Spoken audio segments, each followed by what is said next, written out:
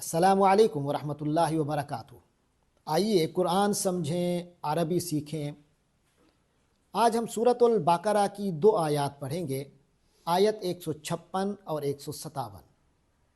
اعوذ باللہ من الشیطان الرجیم، بسم اللہ الرحمن الرحیم۔ الذین اذا اصابتهم مصیبۃ قالوا انا للہ وانا الیہ راجعون اولئک علیہم صلوات من ربہم ورحمہ واولئک هم المہتدون۔ صدق اللہ العظیم۔ فرمایا الذین، جو لوگ۔ گزشتہ آیت میں بتایا گیا تھا کہ اے نبی صلی اللہ علیہ وسلم، آپ صابرین کو، جو صبر کرنے والے ہیں، ان کو بشارت دے دیجئے، خوشخبری دے دیجئے، یعنی ان کے لیے کامیابیاں ہی کامیابیاں ہیں۔ اب یہ صبر کرنے والے کون ہیں؟ تو اللہ تعالیٰ یہاں تعارف ان کا فرما رہے ہیں۔ فرمایا الذین، یہ وہ لوگ ہیں جو اذا، جب بھی، اصابتہم، اصابت اصابت سے ہے، اصابت کے معنی کوئی چیز پہنچنا، خاص طور پہ مصیبت، لفظ مصیبت بھی اسی سے ہے، جو انسان کو آ لگتی ہے، تکلیف آ لگتی ہے، اسے مصیبت کہتے ہیں۔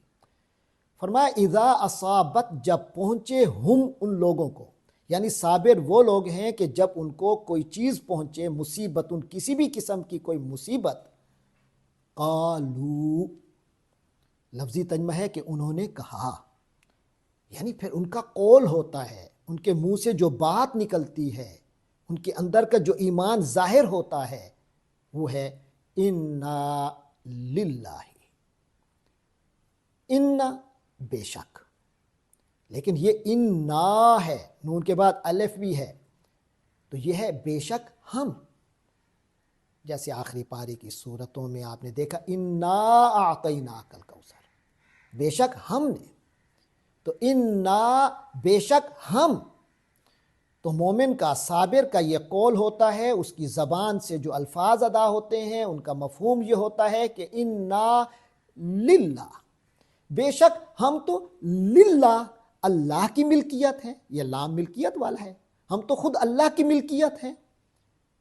میرا جو نقصان ہوا، جو گزشتہ آیت میں بتایا گیا کہ ہم تمہیں آزمائیں گے، خوف میں کی حالت میں، بھوک کی حالت میں، نفس جانوں کے نقصان کے حوالے سے، مالی نقصان کے حوالے سے، نتائج حاصل نہ ہونے کے حوالے سے، یہ مختلف قسم کی جو آزمائشیں آئیں گی، تو گھبرائیں گے نہیں مسلمان اور صابر لوگ، بلکہ ان کو جب بھی ایسی کوئی مصیبت آئے گی تو ان کے منہ سے جو باتیں ظاہر ہوں گی، جو ان کے اندر کا ایمان واضح ہوگا، وہ یہ ہوگا کہ ہم خود ہیں ہی اللہ کے، یہ سب چیزیں کچھ ہماری ذاتی تھوڑی تھیں، یہ تو اللہ کی عطا تھی۔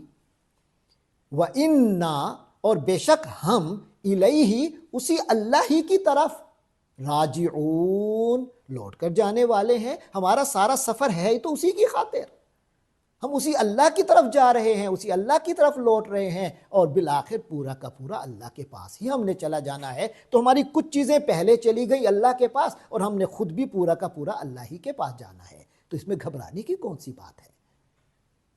یہ ایک مومنانہ کلمہ بتایا گیا مصیبت کے احوال میں۔ اس کے بعد اگلی آیت میں فرمایا اولئک علیہم صلوات من ربہم ورحمہ، تو جو لوگ صابر ہیں، ان کیفیات سے اور ان صفات سے متصف ہیں، فرمایا اولئک، یہ وہ لوگ ہیں، علیہم، ان لوگوں پر، صلوات، یہ صلات کی جمع ہے، صلات کے معنی ہم نماز، جو اصطلاحی معنی جو ہے وہ نماز کا ہے، لیکن اس کا جو لغوی معنی ہے وہ دعا کا ہے، رحمت کا ہے، عنایت کا ہے۔